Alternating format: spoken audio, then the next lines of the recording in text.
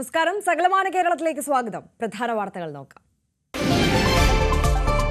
ആലപ്പുഴയിൽ ഗുരുതര അംഗവൈകല്യത്തോടെ ജനിച്ച കുഞ്ഞ് വെന്റിലേറ്ററിൽ 72 മണിക്കൂർ നിർണായകം. പ്രസവ സമയത്ത് വീഴ്ച വരുത്തിയ ഡോക്ടർമാർക്കെതിരെ അന്വേഷണം പുരോഗമിക്കുന്നു.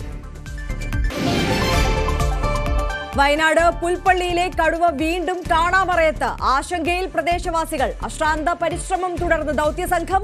തുടർച്ചയായ ദിവസങ്ങളിൽ കടുവ കൊന്നത് 5 ആടുകളെ. കേരള തമിഴ്നാട് തീരങ്ങളിൽ കള്ളക്കടൽ മുന്നറിയിപ്പ്. ഉയർന്ന തിരമാലകൾക്കും കടലാക്രമണത്തിനും സാധ്യത. മത്സ്യത്തൊഴിലാളികൾക്കും തീരദേശവാസികൾക്കും ജാഗ്രതാ നിർദ്ദേശം.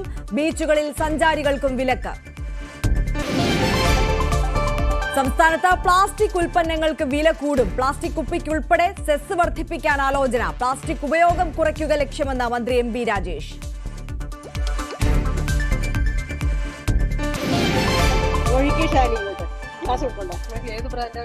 ബ്രാൻഡ് ഏതായാലും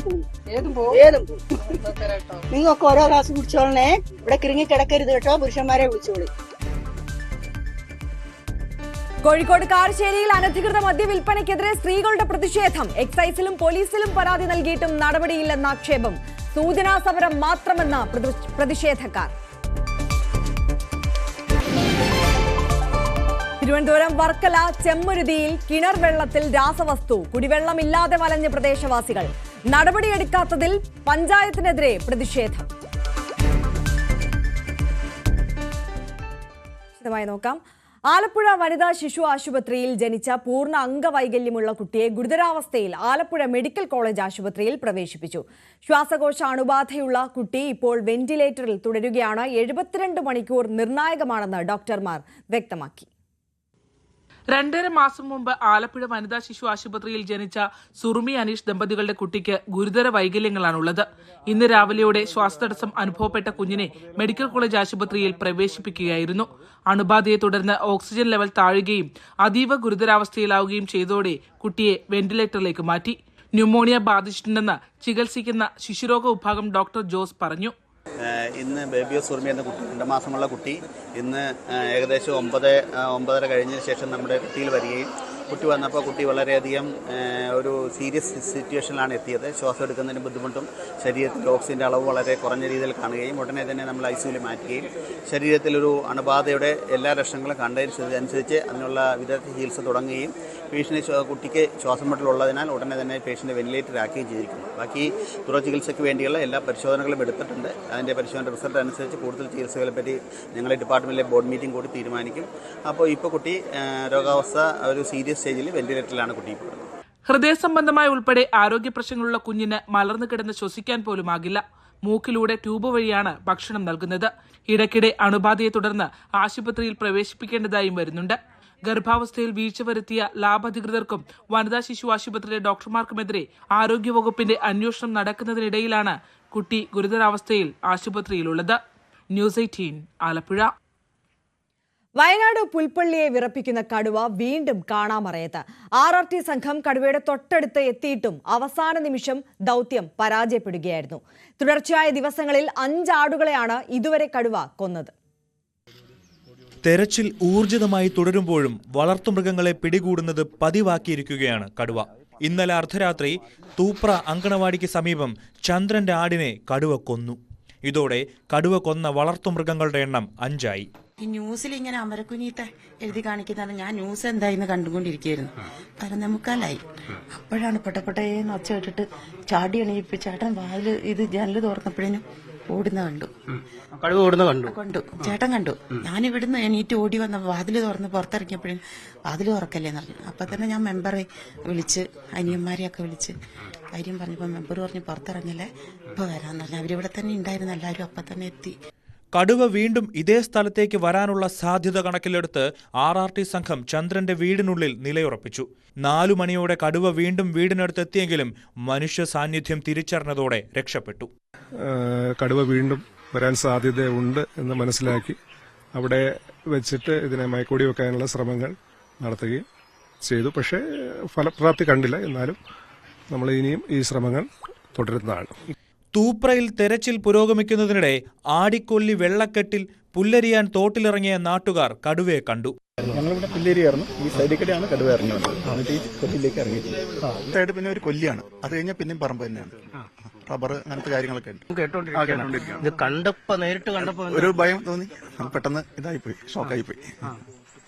എങ്ങനെയുണ്ട് അതിന്റെ ഒരു സൈസ് ഒക്കെ? സൈസ് ഒരു മീഡിയം സൈസ് ഉള്ളൂ. പിന്നെ സ്ലോവിലാണ് നടന്നു പോയത്. അധികം വലിപ്പമില്ല. അധികം ഒരു ആരോഗ്യം ഇല്ലാത്തൊരു ഇതിലാണ് ഉള്ളത്. വിവരമറിഞ്ഞ് RRT സംഘം കവുങ്ങുതോട്ടം വളഞ്ഞു. മയക്കുവെടിക്കായി വിദഗ്ധർ തയ്യാറായി. സമീപ പ്രദേശങ്ങളിൽ നിന്നും നാട്ടുകാരെയും ഒഴിപ്പിച്ചു. 2 മണിക്കൂർ തെരച്ചിൽ നടത്തിയെങ്കിലും നിരാശയായിരുന്നു ഫലം. ഇര പിടിക്കുന്നുവെങ്കിലും ഭക്ഷിക്കാനാവാത്തതിനാൽ അവശ നിലയിലാണ് കടുവയെന്ന് പരിശോധനയിൽ വ്യക്തമായിട്ടുണ്ട്. ഇര പിടിക്കാനുള്ള ശേഷി കുറവായതുകൊണ്ട് കാട്ടിലേക്ക് തിരിച്ചു കയറാനുള്ള സാധ്യതകൾ കുറവാണെന്നും വിലയിരുത്തപ്പെടുന്നു. ദൗത്യം ഊർജിതമായി തുടരുമ്പോഴും കടുവ ആടുകളെ വകവരുത്തുന്നത് ആവർത്തിക്കുകയാണ്. ഉടൻ കടുവയെ പിടികൂടാനായില്ലെങ്കിൽ വമ്പൻ പ്രതിഷേധത്തിനാവും വയനാട് സാക്ഷ്യം വഹിക്കുക. പുൽപ്പള്ളിയിൽ നിന്നും ക്യാമറമാൻ വിനോദിനൊപ്പം MS അനീഷ് കുമാർ, ന്യൂസ് 18. നിലമ്പൂർ മൂത്തയിടത്ത് കാടിനുള്ളിൽ വെച്ചുണ്ടായ കാട്ടാനാക്രമണത്തിൽ ആദിവാസി സ്ത്രീ കൊല്ലപ്പെട്ടു. ഉച്ചക്കുളം ആദിവാസി നഗറിലെ സരോജിനിയാണ് മരിച്ചത്. ജനങ്ങളുടെ ജീവന് സംരക്ഷണം ഉറപ്പാക്കാൻ സംവിധാനങ്ങൾ ഒരുക്കണമെന്നാവശ്യപ്പെട്ട് പ്രദേശവാസികളും രാഷ്ട്രീയ കക്ഷി നേതാക്കളും സ്ഥലത്ത് പ്രതിഷേധിച്ചു. പെരിന്തൽമണ്ണ സബ് കളക്ടർ അപൂർവ ത്രിപാഠി പ്രദേശവാസികളുമായി നടത്തിയ ചർച്ചയ്ക്ക് ശേഷമാണ് മൃതദേഹം തുടർ നടപടികൾക്ക് വിട്ടുകൊടുത്തത്. രാവിലെ 11 മണിയോടെയാണ് സരോജിനി പോത്തുകളെ മേയ്ക്കാൻ കാടിനുള്ളിലേക്ക് പോയത്. കാട്ടാനക്കൂട്ടത്തിന് മുൻപിൽപ്പെട്ട സരോജിനിയെ മോഴയാന ആക്രമിക്കുകയായിരുന്നു. സംഭവസ്ഥലത്ത് വെച്ച് തന്നെ സരോജിനി മരിച്ചു. പ്രദേശവാസികളുടെ സുരക്ഷ ഉറപ്പാക്കണമെന്നാവശ്യപ്പെട്ട് UDF BJP നേതാക്കൾ സ്ഥലത്ത് പ്രതിഷേധം തുടങ്ങി. കലക്ടറോ സബ് കലക്ടറോ നേരിട്ടെത്തി പ്രശ്നപരിഹാരം ഉറപ്പുവരുത്തും വരെ മൃതദേഹം കൊണ്ടുപോകാൻ അനുവദിക്കില്ലെന്ന നിലപാടിലായിരുന്നു പ്രതിഷേധക്കാർ. 3 മണിയോടെ പെരിന്തൽമണ്ണ സബ് കളക്ടർ അപൂർവ ത്രിപാഠി ഉച്ചക്കുളം നഗറിലെത്തി. പ്രതിഷേധക്കാർ ഉന്നയിക്കുന്ന ആവശ്യങ്ങൾ പരിഹരിക്കാമെന്ന് ഉറപ്പുകൊടുത്ത ശേഷമാണ് മൃതദേഹം നടപടികൾക്ക് വിട്ടുകൊടുത്തത്. ഫെൻസിംഗ്, ട്രെഞ്ചിംഗ് തുടങ്ങിയ സുരക്ഷാ സംവിധാനങ്ങൾ സമയബന്ധിതമായി പൂർത്തീകരിക്കുമെന്നും സരോജിനിയുടെ കുടുംബത്തിന് ധനസഹായം നൽകുമെന്നും സബ് കളക്ടർ വ്യക്തമാക്കി. So after discussion with all the people here, all the tribal people, ward members and other people who were present here, we have noted down few points that require immediate intervention. The first demand of people is regarding fencing requirement, as there are residential houses here and there is always this chance of attack from wild animals, and from DFO also we have discussed, and as soon as possible this fencing requirement is the first priority. Second, there is a trench already made here, but it requires maintenance. That work will be done. തുടർന്ന് 4:30യോടെയാണ് സരോജിനിയുടെ മൃതദേഹവുമായി ambulance Manjeri medical കോളേജിലേക്ക് പുറപ്പെട്ടത്. സരോജിനിയുടെ സംസ്കാരം നാളെയാണ്. News 18 Malappuram. Kerala Tamil Nadu തീരങ്ങളിൽ കള്ളക്കടൽ മുന്നറിയിപ്പ്. ഉയർന്ന തിരമാലകൾക്കും കടലാക്രമണത്തിനും സാധ്യതയുണ്ട്. മത്സ്യത്തൊഴിലാളികളും തീരദേശവാസികളും ജാഗ്രത പാലിക്കണമെന്നാണ് നിർദ്ദേശം. അപകട മേഖലയിൽ കഴിയുന്നവർ മാറി താമസിക്കണം. ബീച്ചുകളിലും സഞ്ചാരികൾക്ക് നിയന്ത്രണമുണ്ട്. പ്ലാസ്റ്റിക് ഉൽപ്പന്നങ്ങളുടെ ഉപയോഗം കുറയ്ക്കാൻ സെസ് ഏർപ്പെടുത്തുമെന്ന് മന്ത്രി MB രാജേഷ്. പ്ലാസ്റ്റിക് കുപ്പി പോലുള്ള സാധനങ്ങൾക്ക് വില കൂട്ടി ആളുകൾക്ക് വാങ്ങാൻ പറ്റാത്ത സ്ഥിതി വരുത്തുകയേ നിവർത്തിയുള്ളൂ എന്ന് മന്ത്രി പാലക്കാട് പറഞ്ഞു. പ്ലാസ്റ്റിക് ഉപയോഗം പൂർണ്ണമായി നിരുത്സാഹപ്പെടുത്തുക എന്ന ഉദ്ദേശത്തോടു കൂടി പ്ലാസ്റ്റിക്കിന് സെസ് ഉൾപ്പെടെയുള്ള കാര്യങ്ങൾ വരാൻ പോവാൻ. അപ്പോൾ ഇനി പ്ലാസ്റ്റിക് ഉപയോഗിക്കൂ എന്ന് വാശി ആർക്കെങ്കിലും ഉണ്ടെങ്കിൽ നന്നായിട്ട് കാശ് മുടക്കിയാലേ പ്ലാസ്റ്റിക് ഉപയോഗിക്കാൻ പറ്റൂ എന്നുള്ള സ്ഥിതി വരും. അപ്പോൾ പിന്നെ ആരും അതിന് മെനക്കെടില്ലല്ലോ. വെള്ളക്കുപ്പി ഇപ്പം വഴി നീളെ കാണാം, കുപ്പി വലിച്ചെറിഞ്ഞിട്ടുണ്ട്. പല ബോധവൽക്കരണവും നടത്തി നോക്കി, ഒരു മാറ്റവും കാണുന്നില്ല. പിന്നെ എന്തേ പറ്റൂ? ഇനി കുപ്പിക്ക് വാങ്ങാൻ പറ്റാത്തൊരു വില വന്നാൽ പിന്നെ വാങ്ങില്ല. ഇത് വളരെ ചുരുങ്ങിയ വിലയ്ക്ക് കിട്ടുന്നുണ്ടല്ലേ ഇത് കാണിക്കുന്നത്. അപ്പം അത്തരം നടപടികൾ ആലോചിക്കേണ്ട സ്ഥിതിയാണ്. കാരണം ബോധവൽക്കരണം കൊണ്ട് മാത്രം പ്രയോജനം ഉണ്ടാവുന്നില്ല. കോഴിക്കോട് കാരശ്ശേരിയിൽ വ്യത്യസ്തമായ ഒരു പ്രതിഷേധം നടന്നു. പഞ്ചായത്തിലെ സ്ത്രീകളാണ് ഈ സമരത്തിന് നേതൃത്വം നൽകിയത്. പ്രദേശത്തെ അനധികൃത മദ്യവിൽപ്പനയ്ക്കെതിരെയായിരുന്നു പ്രതിഷേധം. ഗ്ലാസ് കൊടുക്കണ്ടേ? ഏത് ബ്രാൻഡാ വേണ്ടത്? ബ്രാൻഡ് ഏതായാലും പോകും. നിങ്ങൾക്ക് ഓരോ ഗ്ലാസ് കുടിച്ചോളണേ. ഇവിടെ കിറങ്ങി കിടക്കരുത് കേട്ടോ. പുരുഷന്മാരെ വിളിച്ചോളി. തോട്ടക്കാട് ഗ്രാമത്തിലെ സ്ത്രീകൾ സമരത്തിലാണ്. പ്രദേശത്തെ അനധികൃത മദ്യവിൽപ്പനയാണ് ഇവരെ തെരുവിലിറക്കിയത്. ഭൂരിഭാഗവും കൂലിപ്പണിക്കാരായ ഈ പ്രദേശത്ത് അനധികൃത മദ്യവിൽപ്പന വ്യാപകമാണെന്ന് ഇവർ പറയുന്നു. നിരവധി തവണ എക്സൈസിലും പോലീസിലും പരാതി പറഞ്ഞു, നടപടിയില്ല. ഞങ്ങൾ വീട്ടിൽ പൊറുതിമുട്ടി, നാട്ടിലും പൊറുതിമുട്ടി, എന്നിട്ട് ഞങ്ങൾ തന്നെ ഇങ്ങോട്ട് ഇറങ്ങിയാണ്. ഇതിപ്പോ ഞങ്ങൾ ഇത് കഴിഞ്ഞ് വീട്ടിലേക്ക് ചെല്ലുമ്പോൾ ചിലപ്പോൾ ഞങ്ങൾ വീട്ടിൽ നിന്ന് പുറത്തായിരിക്കും കേട്ടോ. ഇറങ്ങാൻ ഞങ്ങൾ ഇറങ്ങി, എന്നാലും ഞങ്ങൾ ഇനിയും വിൽപ്പനയൊക്കെ നടത്തും. പൊറുതിമുട്ടി അത്രയ്ക്കും സഹിക്കാൻ വയ്യെന്നായി. അതാണ്. ഇത് സൂചന മാത്രമാണെന്നും സമരം ശക്തമാക്കുമെന്നും കുടുംബശ്രീ ADS സെക്രട്ടറി ജയപ്രഭ. ഈ നാട്ടില് വിദേശ മദ്യവും അല്ലാത്ത നാടൻ മദ്യമായിട്ട് വാറ്റുചാരായോ അതുമായിട്ട് നല്ല രീതിയിൽ വിൽപ്പന നടത്തുന്നുണ്ട്. അത് കഴിക്കുന്നത് നമ്മളെ നാട്ടിലുള്ള ആൾക്കാർ മാത്രമല്ല, പുറത്തുനിന്നും ആൾക്കാർ വരുന്നുണ്ട്. നമ്മളെ സമീപ പ്രദേശത്തുള്ള ആൾക്കാർ ഇവിടെ വന്ന് നല്ലോണം മദ്യപിക്കും, ഭയങ്കര പ്രശ്നങ്ങൾ ഉണ്ടാക്കുകയും ചെയ്യുന്നുണ്ട്. അത് സ്ത്രീകളായി ഞങ്ങൾക്ക് പുറത്തിറങ്ങി നടക്കാനും ബാക്കി കാര്യത്തിനൊക്കെ ബുദ്ധിമുട്ടുണ്ട്. കുട്ടികളെ സ്കൂളിൽ പറഞ്ഞയക്കുന്നതിനും ഒക്കെ ബുദ്ധിമുട്ടുണ്ട്. അപ്പൊ അതിന്റെ പേരിലാണ് ഞങ്ങൾ ഇങ്ങനെ ഒരു വേറിട്ട ഒരു സമരമുറ ഏറ്റെടുത്ത് നടത്താൻ തീരുമാനിച്ചത്. അനധികൃത മദ്യവിൽപ്പന കേന്ദ്രങ്ങൾ തേടി പുറത്തുനിന്നടക്കം ആളുകൾ എത്തുന്നു. കുട്ടികൾക്ക് സ്വസ്ഥമായി സ്കൂളിൽ പോകാനാകുന്നില്ല. ഇങ്ങനെ ഒട്ടേറെ പ്രശ്നങ്ങൾ ഇവിടത്തുകാർ നേരിടുന്നു. പ്രശ്നപരിഹാരം ആവശ്യപ്പെട്ട് ടൗണിൽ പ്രകടനവും നടത്തി. ന്യൂസ് 18 കാരശ്ശേരി. വിവാഹബന്ധം ഒഴിയുമെന്ന് പറഞ്ഞ് ഭർത്താവ് വാഹിദ് നിരന്തരം സമ്മർദ്ദത്തിലാക്കിയതാണ് കൊണ്ടോട്ടി സ്വദേശിനി ഷഹാന മുംതാസ് ജീവനൊടുക്കാൻ കാരണമെന്ന് കുടുംബം. നിറം കുറവാണെന്നും ഇംഗ്ലീഷ് അറിയില്ലെന്നും വാഹിദ് തുടർച്ചയായി പറഞ്ഞതും മനോവിഷമമുണ്ടാക്കി. കുടുംബത്തിന്റെ പരാതിയിൽ കൊണ്ടോട്ടി പോലീസ് അന്വേഷണം ആരംഭിച്ചു. ഷഹനയുടെ ഖബറടക്കം കൊണ്ടോട്ടി പഴയങ്ങാടി ജുമാ മസ്ജിദ് ഖബർസ്ഥാനിൽ നടന്നു. നിറം പോരുന്ന ഭർത്താവ് അബ്ദുൽ വാഹിദിന്റെ അവഹേളനവും പരിഹാസവും അവഗണനയുമാണ് ഷഹാന മുംതാസിനെ മാനസിക സമ്മർദ്ദത്തിലേക്ക് നയിച്ചതെന്നാണ് ഷഹാനയുടെ കുടുംബം പറയുന്നത്. ഇത്രയേറെ മോശമായി പെരുമാറിയിട്ടും ഷഹാനയ്ക്ക് വാഹിദിന്റെ കൂടെ തന്നെ ജീവിക്കണമെന്നായിരുന്നു ആഗ്രഹം. എന്നാൽ വാഹിദും വാഹിദിന്റെ കുടുംബവും തന്നെ ഉപേക്ഷിക്കാൻ കാരണങ്ങൾ കണ്ടെത്തുകയായിരുന്നു എന്നത് ഷഹാനയ്ക്ക് സഹിക്കാൻ കഴിയുന്നതായിരുന്നില്ല. ഓക്ക് ഓൾ അത്ര ഇഷ്ടപ്പെട്ടു.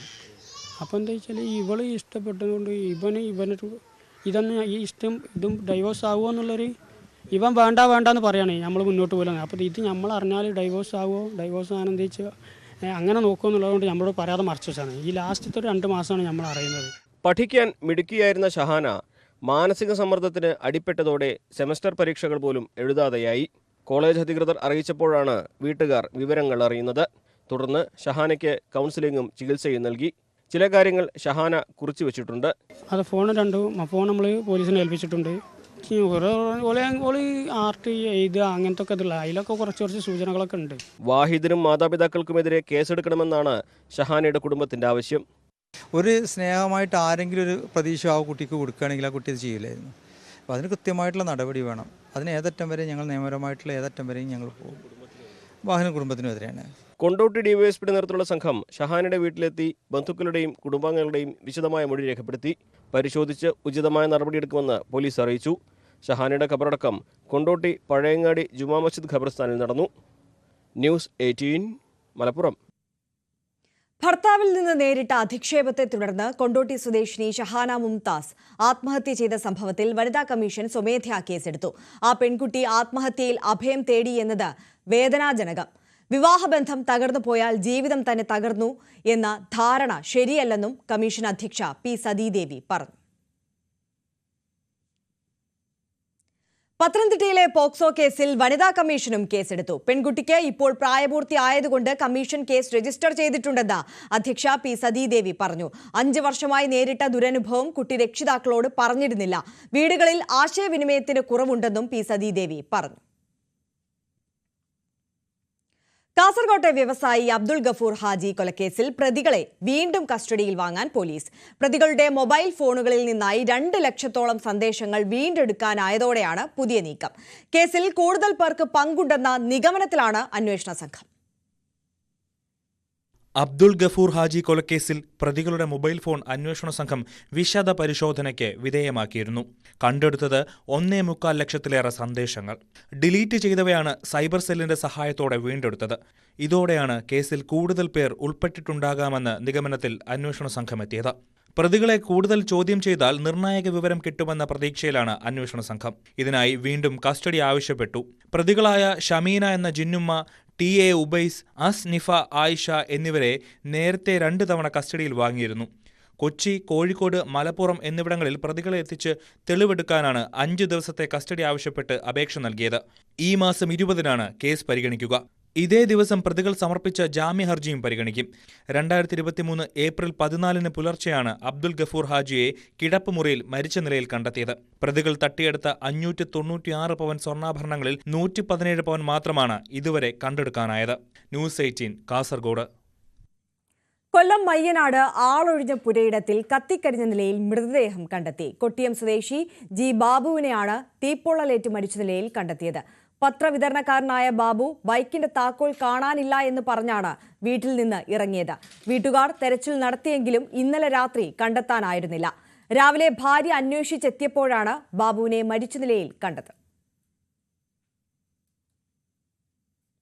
വേനൽ അടുത്തതോടെ ആശങ്കയിലാണ് ഇടുക്കിയിലെ ഏലം കർഷകർ. ആവശ്യത്തിന് മഴ ലഭിക്കാത്തതും ചൂട് വർദ്ധിക്കുന്നതും കൃഷിയെ പ്രതികൂലമായി ബാധിക്കുമെന്നാണ് കർഷകർ പറയുന്നത്. നവംബർ 15 മുതൽ ഇതുവരെ വളരെ കുറവ് മഴ മാത്രമാണ് ഏലം കൃഷി ചെയ്യുന്ന മേഖലകളിൽ ലഭിച്ചത്. 8 സെന്റിമീറ്റർ മഴ. ലോ റേഞ്ചിൽ ഉൾപ്പെടെ ഇതിന്റെ ഇരട്ടി മഴ ലഭിച്ചപ്പോഴാണ് ഹൈറേഞ്ചിലെ മഴക്കണക്ക് കർഷകരെ ആശങ്കയിലാക്കുന്നത്. മഴ കുറഞ്ഞതിനാൽ കഴിഞ്ഞ വർഷം ഹൈറേഞ്ചിൽ നിരവധി കുഴൽക്കിണറുകളിൽ വെള്ളം വറ്റിയിരുന്നു.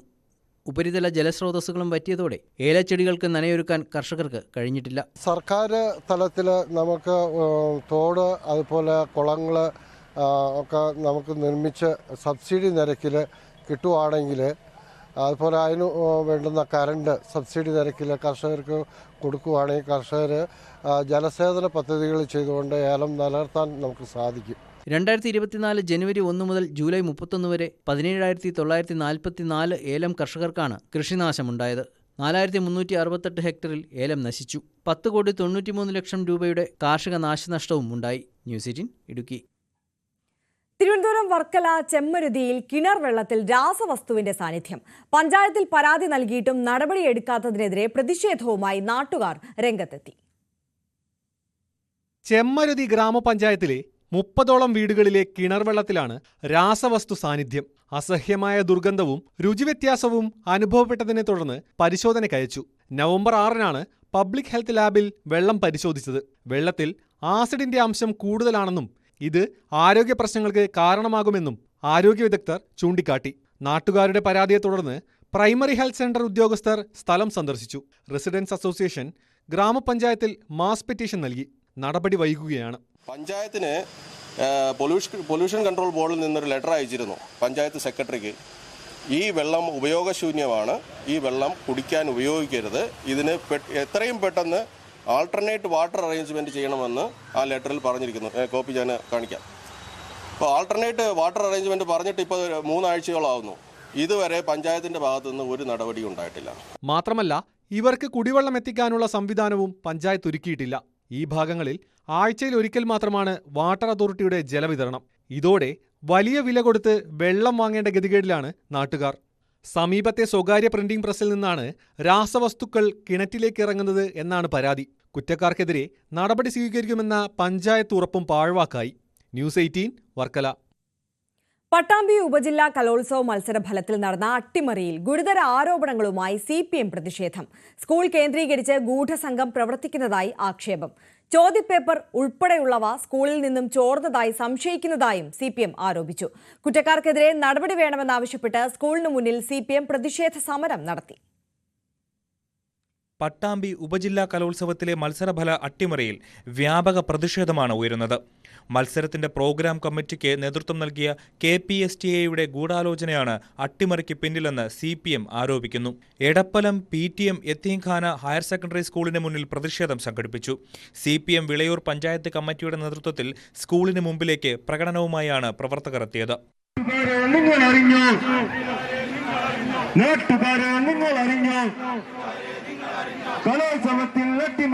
അട്ടിമറി സംഭവത്തിൽ സാമ്പത്തിക ഇടപാടുകൾ ഉണ്ടോ എന്ന് അന്വേഷിക്കണമെന്നും CPM ആവശ്യപ്പെട്ടു. സ്കൂളിൽ നിന്നും ചോദ്യപേപ്പർ ഉൾപ്പെടെയുള്ളവ ചോർന്നതായുള്ള ഗുരുതര ആരോപണങ്ങളും CPM ഉന്നയിച്ചു. ഈ സർക്കാരിനെ ബഹുമാനപ്പെടുത്താൻ ഈ കോൺഗ്രസ് അനുകൂല സംഘടന ശ്രമിച്ചിട്ടുണ്ടോ? ഈ സ്കൂളിന് ഈ ട്രോഫി കിട്ടുന്നതിന് ഈ സ്കൂൾ അധ്യാപകർ മാത്രമല്ലല്ലോ ആ പ്രോഗ്രാം കമ്മിറ്റിയിലുള്ളത്. ആരെല്ലാം സാമ്പത്തികമായ അഴിമതി നടത്തിയിട്ടുണ്ട്? ഇതിനകത്ത് സാമ്പത്തിക പ്രശ്നമുണ്ടോ?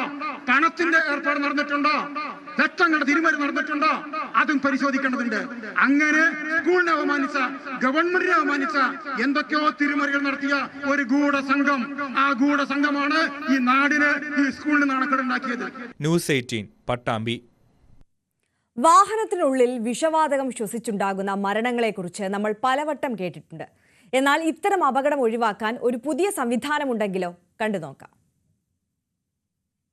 വ്യത്യസ്തമായ ആശയമാണ് വിഷ്ണുറാമിനെയും മുഹമ്മദ് ആതിഫിനെയും കണ്ടുപിടുത്തത്തിലേക്ക് നയിച്ചത്. സേഫ്റ്റി വെഹിക്കിൾ എന്ന പേരിലാണ് പുതിയ യന്ത്രം വികസിപ്പിച്ചിട്ടുള്ളത്. ഈ സംവിധാനത്തിലൂടെ കാറിനുള്ളിലെ വാതകച്ചോർച്ചയും തീപിടുത്തവും നിയന്ത്രിക്കാനാകുമെന്ന് ഇവർ അവകാശപ്പെടുന്നു. മൊബൈൽ ആപ്ലിക്കേഷനുമായി ബന്ധപ്പെടുത്തിയാണ് പ്രവർത്തനം. വാഹനത്തിന് എന്ത് സംഭവിച്ചാലും ആരുടെ മൊബൈലുമായിട്ടാണ് ബന്ധപ്പെടുത്തിയത് ആ മൊബൈലിലേക്ക് സന്ദേശമെത്തും. ഡ്രൈവർ സീറ്റിൽ നിന്ന് അബദ്ധത്തിൽ പുറത്തേക്ക് വീണുപോയാലും വാഹനം മുന്നോട്ട് പോകില്ല. കാറിനുള്ളിൽ 3 സർക്യൂട്ടുകളിലായി പ്രവർത്തിക്കുന്ന സെൻസറിലൂടെ അപകടം ഒഴിവാക്കാം. അടുത്ത് കുറച്ച് ന്യൂസുകളിൽ കേട്ട് എസിയുടെ ഗ്യാസ് ലീക്കായിട്ട് ആൾക്കാർ മരിക്കുന്ന ഒരു സംഭവം ഉണ്ടായിരുന്നു. അതിനെ റെസിസ്റ്റ് ചെയ്യാൻ വേണ്ടിയിട്ട് ഞങ്ങൾ ഒരു പ്രൊജക്റ്റ് ചെയ്തിട്ട് എമർജൻസി വിൻഡോ സിസ്റ്റം പറഞ്ഞിട്ടുണ്ട്. ആ പ്രൊജക്റ്റ് നമ്മളിപ്പോൾ ഇതിൽ ലൈറ്റർ വെച്ചിട്ടാണ് യൂസ് ചെയ്യുന്നത്.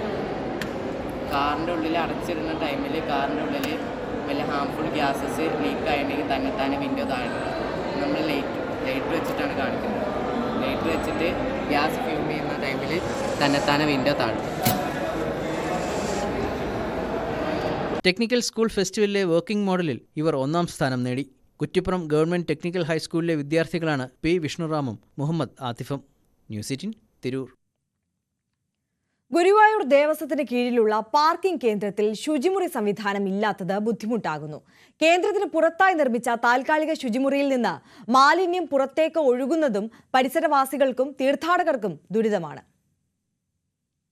കേന്ദ്ര സർക്കാരിന്റെ അമൃത് പദ്ധതിയിൽ ഉൾപ്പെടുത്തിയാണ് ഗുരുവായൂരിൽ മൾട്ടി ലെവൽ കാർ പാർക്കിംഗ് കെട്ടിടം നിർമ്മിച്ചത്. എന്നാൽ ഇതിനുള്ളിൽ ശുചിമുറി നിർമ്മിച്ചില്ല. 10 ശുചിമുറികൾ ഇതിനോട് ചേർന്ന് പുറത്തായി നിർമ്മിച്ചു. ഇതാണ് ഭക്തർക്കും നാട്ടുകാർക്കും ബുദ്ധിമുട്ടാകുന്നത്. ഇവിടെ നിന്നുള്ള മലിനജലം പുറത്തേക്കൊഴുകുന്നതാണ് ദുരിതം. രൂക്ഷമായ ദുർഗന്ധമാണ് പ്രദേശത്ത്. അധികൃതർക്ക് പരാതി നൽകിയിട്ടും നടപടിയെടുക്കുന്നില്ല എന്ന് വാർഡ് കൗൺസിലർ പറഞ്ഞു. 4-5 ദിവസമായിട്ട് ഇതൊരു റിപ്പോർട്ട് ചെയ്തിട്ടും ഗുരുവായൂർ ദേവസ്വത്തിലും ഗുരുവായൂർ നഗരസഭയിലും റിപ്പോർട്ട് ചെയ്തിട്ടും ഇതുവരെ ഒരു നടപടി ഉണ്ടായിട്ടില്ല. ഇതിന്റെ തൊട്ടടുത്ത് കുറെ ആൾക്കാർ താമസിക്കുന്ന, കുറെ പ്രായമായവരും കുറെ ആൾക്കാർ താമസിക്കുന്ന ഒരു സ്ഥലമാണ്. അവർക്ക് മൂക്ക് പൊട്ടിയിട്ട് ഇവിടെ നിൽക്കാൻ പോലും വയ്യ, അസുഖങ്ങൾ വരുന്നു. അവരുടെ കിണറിലേക്കാണ് ഈ അടി കൂടെ ഈ കക്കൂസ് മാലിന്യം ഒഴുകിപ്പോണത്. ദിനംപ്രതി 100 കണക്കിന് തീർത്ഥാടകരാണ് ഇവിടെ എത്തുന്നത്. ന്യൂസ് 18 ഗുരുവായൂർ. ആദ്യ ഗ്രൂപ്പ് ഓഫ് ഇൻസ്റ്റിറ്റ്യൂഷന്റെ കായികമേള ഖേലോ ആദിക്ക് കൊച്ചിയിൽ തുടക്കമായി. 2000-ഓളം വിദ്യാർത്ഥികളും അധ്യാപകരുമാണ് കായികമേളയിൽ പങ്കെടുക്കുക. ട്രാക്ക് ആൻഡ് ഫീൽഡ് ഇവന്റുകൾ, ടീം സ്പോർട്സ്, ക്രിക്കറ്റ്, ഫുട്ബോൾ എന്നിവ ഉൾപ്പെടെ നിരവധി കായിക മത്സരങ്ങൾ നടക്കും. വിദ്യാർത്ഥികളുടെ കായികപരമായ കഴിവുകളെ പ്രോത്സാഹിപ്പിക്കുവാനാണ് എല്ലാ വർഷവും കായികമേള സംഘടിപ്പിക്കുന്നതെന്ന് Adhya group of institution CEO Shri Muhammad Shafi വ്യക്തമാക്കി. എറണാകുളം മഹാരാജാസ് ഗ്രൗണ്ടിൽ തുടക്കം കുറിച്ച് കായികമേളയ്ക്ക് Adhya group of institution operation manager Leons Mary അധ്യക്ഷത വഹിച്ചു. നോക്കാം സ്വർണം വെള്ളി നിരക്കുകൾ. കവിത ഗോൾഡ് ആൻഡ് ഡയമണ്ട്സ് ഇന്നത്തെ സ്വർണം വെള്ളി നിരക്കുകൾ നിങ്ങൾക്കായി സമർപ്പിക്കുന്നത് Kavitha gold and diamonds. Choose your special. സ്വർണം 22 ക്യാരറ്റ് ഗ്രാമിന് 7320 രൂപ, പവൻ 58,560 രൂപ. സ്വർണം 18 ക്യാരറ്റ് ഗ്രാമിന് 6050 രൂപ, പവന് 48,400 രൂപ. വെള്ളി ഗ്രാമിന് 97 രൂപ, കിലോഗ്രാമിന് 97,000 രൂപ. കവിത ഗോൾഡ് ആൻഡ് ഡയമണ്ട്സ് ഇന്നത്തെ സ്വർണം വെള്ളി നിരക്കുകൾ നിങ്ങൾക്കായി സമർപ്പിക്കുന്നത് Kavitha gold and diamonds. Choose your special. സകലമാന കേരളം പൂർണ്ണമാകുന്നു. ഇടവേളയ്ക്ക് ശേഷം കാണാം പ്രൈം ഡിബേറ്റ്. മഞ്ജുഷ് ഗോപാലത്ത്. നമസ്കാരം.